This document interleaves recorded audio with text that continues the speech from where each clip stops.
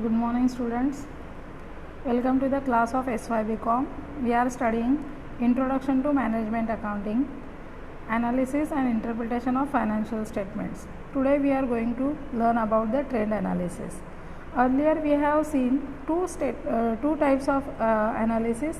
First tool was common size comparative statements, and second was common size statement. And now we are going to learn about the trend percentages. So what is actually trend analysis? Trend analysis is a tool of analysis for financial statements. So we are going to study the financial statements, and that is a tool. This tool analyzes the trend data. Trend data means what? You are going to study here a data for over the number of years. For comparative statement we studied for 2 years. For common size statement we have analyzed the statement for only one single year, and for comparative common size statement we can compare for 2 years common size data. But for trend data you can compare the data for 5 years, 10 years, 15 years, 20 years. For any number of years, for the successive years you can calculate the trend data. Now this is an analysis of a series of financial statements of several successive years. It is expressed in percentages. This trend data is expressed in percentages, which moves in one direction. So either upward or downward, or there is either progression of trend or regression of trend, and this trend is studied further. It is an analytical device for condensing the absolute rupee data by comparative statement. So absolute rupee data is studied along with the comparative statements. Then these trend percentages can be represented in horizontal or vertical format. So both format we can use here. For our question papers we are going to use horizontal horizontal statement. These trend percentages can be plotted on a chart or a graph. So for the graphical representation is also very easy for understanding. So that can also be done about the trend percentages, which is not possible about the comparative or common size data. Further, how to calculate the trend percentages? Take the starting year as base. For that starting year, every item in that base statement, that may be balance sheet or that may be a income statement, for both you have to take every item as 100. Then we will calculate the trend ratio. How to calculate this trend percentage? Amount of item in the other statement. Other means the statement other than the base statement. For example, if we have taken 4 years data, 2014, 2015, 2016 and 2017. Now your base year is 2014. So other than 2014, all statements will be called as other statements or current year statements. For while calculating each statement we will call that year as current year. So if you are calculating amount for 2015, then 2015's amount should be taken here, divided by the corresponding item in the base statement. So base statement item should be taken, then we will multiply this figure by 100, and this figure will be expressed as percentage. So accordingly, during the next session we are going to learn the problem on this, so we can understand how to calculate these trend percentages.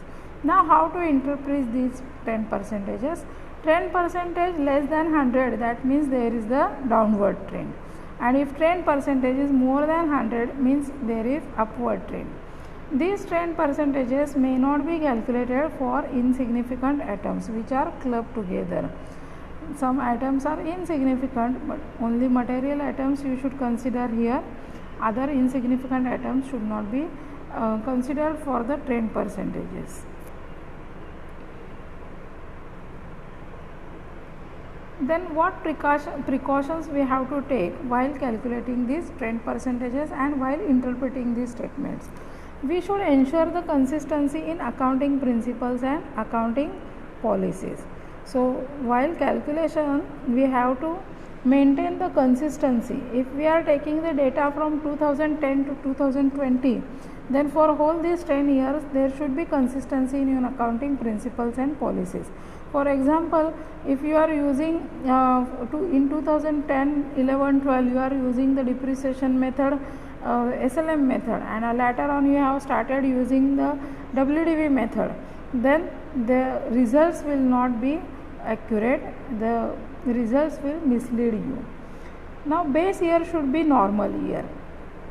Now for example, during this COVID pandemic, this 2020, this year is not a normal year for all businesses. All the businesses are suffering many losses due to this corona pandemic. So if we are going to take 2020 as the base year, for further years trend percentages, after 5 years if you are going to calculate the trend percentages for 2020, 21, 22, 23, 24 like this, then that 2020 should not be base year because it is an abnormal year. It will be definitely showing heavy losses into the balance sheet and profit loss statements. The financial position is not the true and fair picture of their businesses, right? Then calculate percentage for items having logical relationship. Sometimes there is no relationship in the percentages or in the items, so such illogical relationship should not be considered for percentages. Then consider absolute figures while studying the percentages. When we interpret the trend data, that time we have to consider the absolute figures also. Means we should not ignore these absolute figures. In the light of the absolute figures only we have to study the trend percentages also. Next, figures of current year should be adjusted with price level changes before calculating the percentages. If there are many price fluctuation, the price level has been changed in the country or economy, then you have to adjust the current year figures with the price level, because for the base year the price level may be different, for the current year the price level may be different. So data should be comparable basically, and first of all you have to make the data comparable, and then only you can calculate the trend percentages, and then only you will get the realistic interpretations or realistic analysis. Let us see the advantages of trend percentages. Percentage increase or decrease is more effective than the absolute data, that we all know. If you will consider your mark sheets, then in your mark sheets you see the data, you see the marks for each and every topic or each and every subject, but when you see overall percentage, then only you can get the proper understanding of your mark sheet. So percentage increase or decrease is more effective than absolute data. That is very much true about the common size statements and comparative statements also. Next, it facilitates comparative study of financial performance over a period of time.